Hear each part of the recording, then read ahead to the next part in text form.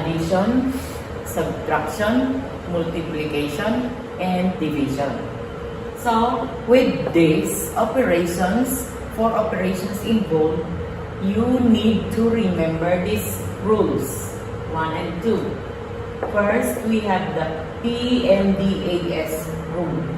You will first do the numbers inside the parentheses.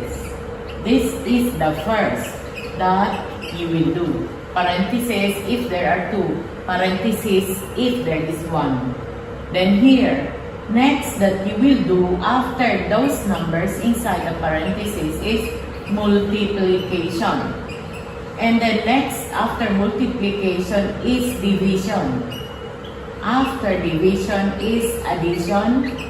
And after addition is subtraction, the last. So, these are the operations that you need to do first, one by one. And then, the second rule is the so-called left to right hand rule. If there are only subtraction and addition processes involved, you will do whatever comes first, from the right to the left. Example here, 87 minus 16 plus 44. So you will do first 87 minus 16. So that is 87 minus 60. 7 minus 6 is 1. 8 minus 1 is 7. Then you have here 7 and plus 44. So 7 plus 44, the answer is 1 plus 4 is 5. And 7 plus 4 is 11. So the answer is 115. Then, here is an example where you could apply PEMDAS. Here, we can see 2 sets of parentheses. Therefore, we will do this first. First, 26 times 12. 26 times 12. 2 times 6, 12 carry 1. 2 times 2, 4 plus 1 is 5. Right here 0. 1 times 6 is 6. 1 times 2 is 2. And then you will add. 2, 5 plus 6 is 11. Carry 1. 1 plus 2 is 3. There you have 312. Plus, we will do this one. 132 divided by 4. 13 divided by 4 is 3. 3 times 4 is 12. 3 minus 2 is 1. Bring down 2. 12 divided by 4 is 3. 3 times 4 is 12. And 12 minus 12 is 0. Therefore, the answer here is 33. And then minus 269. Now, here we could only see addition and subtraction. So, we will now apply the second rule. We will do first addition. 312 plus 33.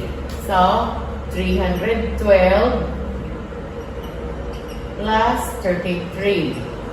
2 plus 3 is 5. 1 plus 3 is 4. 3. So this is 345 and then we will subtract 269 to find the correct answer. Then you can do this in another sheet of paper. But I am showing this to you so you know how to do. 345 minus 269. 5 minus 9 cannot. 5 will borrow 1 from 4. 4 will become 3. 5 becomes 15. 15 minus 9 is 6. 3 minus 6 cannot. It will borrow 1 from 3. 3 becomes 2. And 3 becomes 13. 13 minus 6 is 7. Therefore, the answer here is 76 because 2 minus 2 is 0. Okay? Now, we could also use this, your knowledge here, in word problems. Say, I will do this problem number 1, page 166. A new assembly hall has enough space for 24 rows of 32 seats each. There are only 500 seats now. 500 seats now. How many more seats are needed to fill the assembly hall? When we say assembly hall, this is a room for people to gather together, like having a meeting. Okay?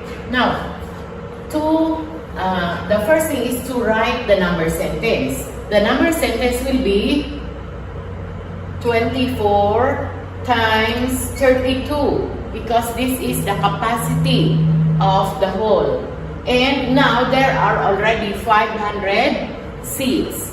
And the question is, how many more chairs do the hall, how many more seats are needed to fill the assembly hall? So this is equal to a square first, blank. Okay, now the working.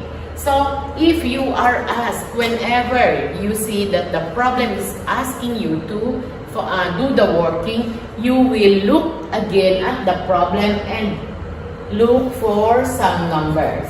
First here, 24 rows of 32 seats. So you will write that one. There are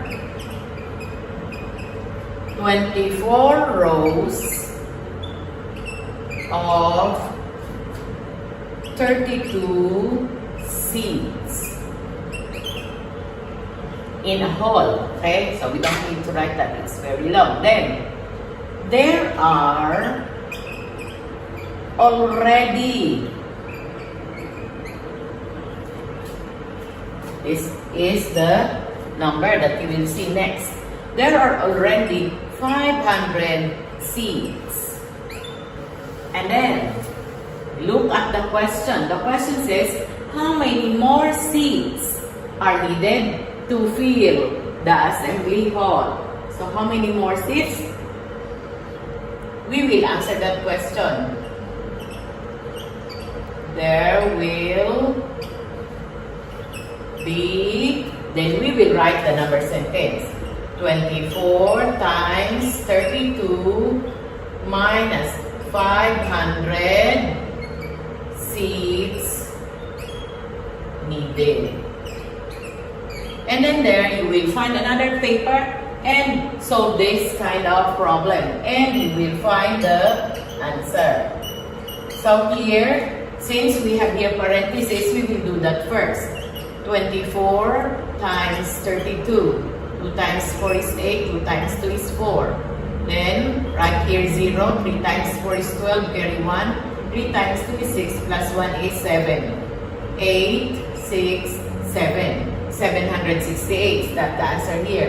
And then, there are already 500 seats. So we will subtract it from 768.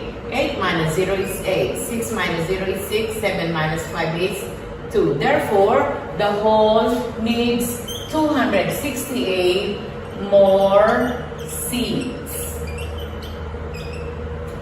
More seats or chairs.